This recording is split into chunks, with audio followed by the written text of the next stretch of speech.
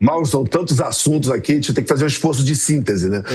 Mas só um comentário rápido em relação a essa história do Aécio Neves. Pelo amor de Deus, é uma maluquice. O Brasil estava convulsionado desde junho de 2013, do ano anterior. A divisão tem nada a ver com o Aécio. O mundo mudou muito na década passada, com o Brexit, com a eleição do Trump, com um monte de coisa, que a gente poderia fazer um programa só para discutir isso. Então, não tem nada a ver com o Aécio, isso é uma loucura. Mas, em relação à Venezuela, a Venezuela tinha um governo ditatorial e legítimo, né? O Maduro não venceu a eleição, o chavismo, no geral, fraudava as eleições. Então, o povo venezuelano tentou escolher o seu destino, só que a ditadura que comandava o país não deixava. Então, foi ótimo ter feito essa pergunta para o Lula, porque o Lula teve uma oportunidade única de dar uma resposta pragmática, né? Ele poderia ter dado uma resposta, vamos dizer, ideológica, que é uma desconfiança de uma parte grande do eleitorado que não concorda com a política externa, que está sempre colando no Lula a sua adesão a alguns ditadores, enfim. Então, ele poderia ter dado essa munição para os seus adversários políticos se ele falasse que ele queria a volta do Maduro, e ele não mordeu essa isca ou não escorregou nessa casca de banana e mostrou um certo pragmatismo, que, na verdade, é tudo que uma parte do Brasil, eu até como cidadão, é o que eu espero do meu presidente e da política externa brasileira, né? Um pouco de pragmatismo, ainda mais em relação a um governo ilegítimo, a uma ditadura que botou, e o Lula lembrou muito bem, mais de 8 milhões de pessoas para fora. É o maior êxodo do século, maior do que Síria. Entendeu? O drama humanitário que foi o chavismo para a Venezuela é uma coisa que eu acho que os historiadores ainda vão ficar se debruçando nas próximas décadas, né? Não se falou muito porque tem muita divisão ideológica e tal. Então, muita gente tem essa tendência de certa forma, para usar a expressão mais comum, passar um pano em relação ao que aconteceu com o chavismo com a Venezuela. Mas o Lula mostrou que está disposto a conversar com o Trump em termos mais pragmáticos, entendendo que o mundo tem uma nova configuração. Independente de gostar ou não, mas o mundo tem uma nova Guerra Fria. Aliás, eu vi hoje alguns colegas falando de nova Guerra Fria. Eu até brinquei com isso no meu Twitter, falei, pô, há quantos anos eu falo isso, então pelo menos agora está se começando a aceitar que existe uma nova Guerra Fria, e esse nosso lado, nosso hemisfério, não queria mais um hub tão grande, tão poderoso, tão rico como a Venezuela para a China, a Rússia, Irã, enfim. Então, nesse ponto, eu acho que o Lula foi muito bem em falar que... Primeiro que ele sabe que, independente da opinião que ele tiver, não vai mudar o que os Estados Unidos têm na cabeça em relação à Venezuela, em relação ao Maduro. Então ele não fecha uma porta à toa, e ele diz que ele está disposto a ser pragmático e negociar, o que é, na minha visão, a melhor opção. Alexandre, você lembrou bem, eu queria voltar nessa questão do Aécio Neves, você lembrou bem que o Brasil vinha realmente num clima mais agitado desde 2013, das manifestações de 2013.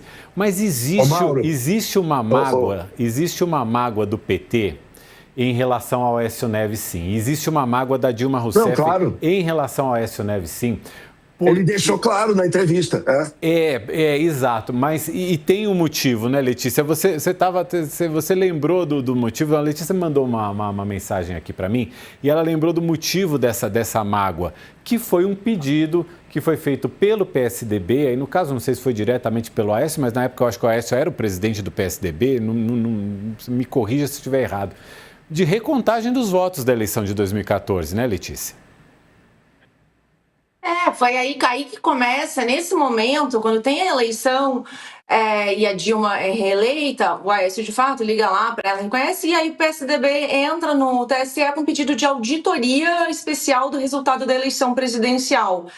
O partido tem muita confiança que o tribunal garantiu a segurança do pleito, mas pretende tranquilizar eleitores que levantaram por meio de redes sociais dúvidas em relação à lisura da apuração dos votos. Então, o ideal seria fazer uma comissão formada por integrantes de partidos políticos para fiscalizar todo o processo eleitoral.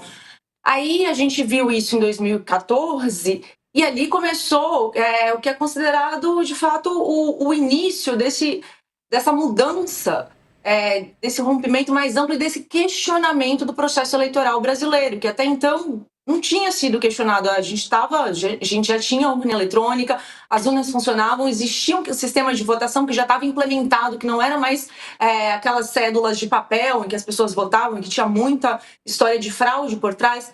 Então, a gente já tinha as urnas eletrônicas consolidadas, e aí vai lá o Aécio questionar esse sistema. E a gente viu isso se repetir de uma maneira absolutamente estrondosa em 2022. O PL, o partido do Jair Bolsonaro, fez exatamente a mesma coisa. Chegou para o TSE e falou, não, mas tem que ter auditoria, tem que ter acompanhamento prévio, as urnas eletrônicas, será que elas são confiáveis mesmo? Houve, desde antes até da eleição de 2022, um questionamento muito grande por parte da família Bolsonaro sobre o processo eleitoral brasileiro, para minar a confiança, que foi minando a confiança. Ninguém questionou, eles não questionaram em 2018. Jair Bolsonaro não chegou no TSE pedindo, vamos dar uma olhada de novo para ver se está certinha a eleição do Congresso, por exemplo.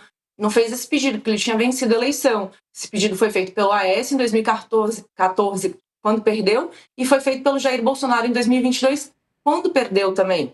Então, a credibilidade do sistema eleitoral brasileiro foi colocada em xeque naquele momento, e é uma discussão que vem se arrastando, uma discussão bem cansativa, inclusive chata, que a gente está acompanhando há 12 anos, porque era uma questão que não existia, passou a existir no imaginário de uma parcela da população, e a gente tem que ficar o tempo todo reforçando que a urna eletrônica é confiável, Mauro.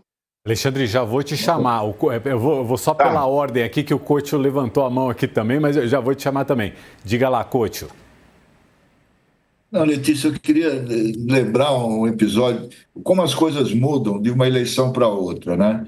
O Aécio e o Lula eram muito amigos, muito próximos, apesar das divergências políticas, ideológicas e tal. Queria lembrar de 2002, quando o Lula foi eleito pela primeira vez, o Aécio Neves chamou todos os governadores eleitos pelo PSDB para fazer uma reunião com o Lula em Araxá, no grande hotel de Araxá, para discutir projetos comuns do governo federal e dos governos estaduais. Aquilo foi organizado, montado pelo Aécio, que foi uma coisa importante para o início do governo do Lula de ter, não digo apoio, mas pelo menos acesso a esses governadores que eram da oposição do PSDB. Depois houve esse negócio, eu não entendi por que o Lula hoje foi falar do Aécio. Realmente não tinha nada a ver, ainda confundiu o nome da Dilma com a Irma Passoni. Eu acho que aí deu uma escorregada, sabe? Porque não tinha nada, não tem nada. Realmente teve esse negócio do Aécio aí, que ele pediu recontagem dos votos, mas isso aí não se fala mais nisso. Foi uma coisa que passou. O que aconteceu em 2002 com o PL do Bolsonaro é completamente diferente. Porque havia uma proximidade até muito próxima do Lula com Aécio, com o José Serra, com Fernando Henrique Cardoso. Não eram inimigos, como hoje tem inimigo de PT, PL e tal. Ali o PSDB e o PT eram muito próximos. E até acontecer essa recontagem de votos que foi pedida em 2014, né? Esse era o clima. E o Fernando Henrique continuou próximo do Lula até hoje, né? Até final do ano passado, os dois se encontraram e tal. Não há essa animosidade que existe entre petistas e bolsonaristas. Diga lá, Alexandre. Não, só o seguinte, eu me lembro, eu acompanhei muito de perto esse negócio. Na verdade, houve uma coincidência que o Aécio, na apuração, ele começou bem, o PSDB convocou todo mundo para poder comemorar que o Aécio ia estar eleito. Eu acho que vocês vão lembrar disso. Aí as pessoas estavam nos aviões, indo para se encontrar com o Aécio. Quando as pessoas chegaram, no tempo que os aviões se deslocaram, a Dilma passou. Agora, qualquer brasileiro, na minha visão, tem o direito, errado até em termos ideológicos, mas deveria ter o direito de fazer algum tipo de questionamento. O questionamento que o PSDB fez foi um questionamento baseado em nada, baseado numa desconfiança que não tinha base, só que era um episódio que ficaria circunscrito a um pedido, foi feito e foi respondido. O mundo estava inteiro mudando na década passada, você tinha e o Brasil também desde 2013. Então, quando o Lula quer colar a polarização do país a nisso, não tem a menor base histórica, até porque se o bolsonarismo inventou 5.000 teorias conspiratórias contra a esquerda e contra o Lula, se eles não tivessem essa, eles teriam outras 4.999. Então, culpar o Aécio, porque o bolsonarismo pegou essa história e amplificou da maneira como eles fazem isso em relação a qualquer assunto. Fazem em relação à vacina, fazem em relação a golpe, fazem em relação... Então, assim... É claro que as urnas eletrônicas no país são extremamente confiáveis, não tem nenhum motivo para ter não tem nenhum motivo racional para ter qualquer questionamento às urnas, mas eu não quero juntar um questionamento legal que um partido político faz, que entra e quando recebe a resposta fica satisfeito com a resposta e o assunto acaba, com o que o bolsonarismo fez com isso depois, que é um processo diferente. Eu só quero lembrar, só para vocês terem uma ideia, nós estamos falando de 2014, tá? O Jair Bolsonaro, ele foi eleito deputado federal pelo Rio de Janeiro, aqui pelo meu estado, 7 vezes. Ele nunca foi o mais votado. Ele tinha, dependendo da eleição, até uma eleição ou outra chegou a 100 mil votos, mas ele ficava ali em 10º, ficava às vezes em 15º. Ele não era um campeão de votos. Em 2014, esse mesmo deputado, ele teve mais de 400 mil votos e foi o deputado federal mais votado do Rio de Janeiro. Pela primeira vez, depois de 7 tentativas. Então, assim, alguma coisa estava acontecendo no Brasil, entendeu? Que o sujeito que tinha nem 100 mil votos, naquela eleição específica, teve 400 mil votos. Então, tinham coisas que estavam acontecendo no país. Então, é só esse meu ponto. O Aécio pediu a recontagem, eu lembro muito bem, por causa desse processo, dele começar bem, que é uma coisa que a gente vê acontecer até hoje, né? Não necessariamente quem sai bem no começo da apuração é quem termina vitorioso. Só que naquela época isso gerou uma série de desconfiança, gerou um pedido de recontagem, mas depois que veio a posição oficial do TSE, eu não me lembro do próprio Aécio ou do PSDB ter continuado com esse assunto ou ter continuado a jogar lenha nessa fogueira. O que o bolsonarismo fez depois é o que o bolsonarismo faz.